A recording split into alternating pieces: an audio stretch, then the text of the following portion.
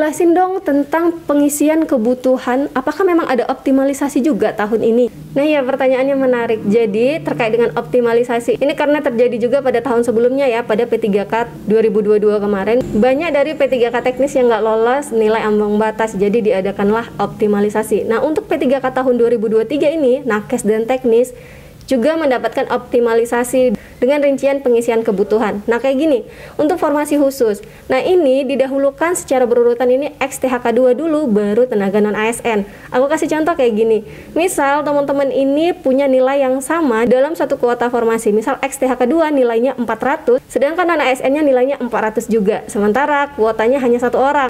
Maka yang akan diangkat otomatis yang menjadi prioritas yaitu XTHK2, jadi non-ASN-nya akan gugur. Sedangkan untuk yang formasi umum, ini untuk lulus seleksinya harus memenuhi nilai ambang batas dan berperingkat terbaik.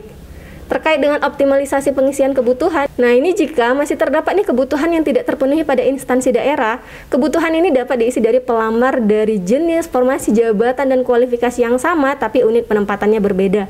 Contoh, misal di Puskesmas A dibutuhkan 2 orang, di Puskesmas B dibutuhkan 1 orang, tetapi yang di Puskesmas A ini cuma 1 yang memenuhi kuota dari formasi, sedangkan yang 1 masih kosong ya.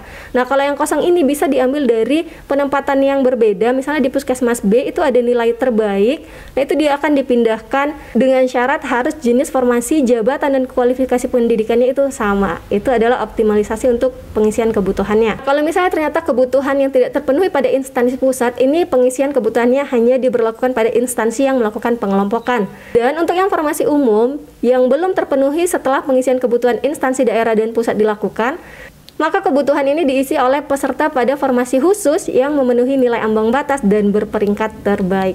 Jadi itu dia optimalisasi dalam pengisian kebutuhan P3K Nakes dan Teknis 2023.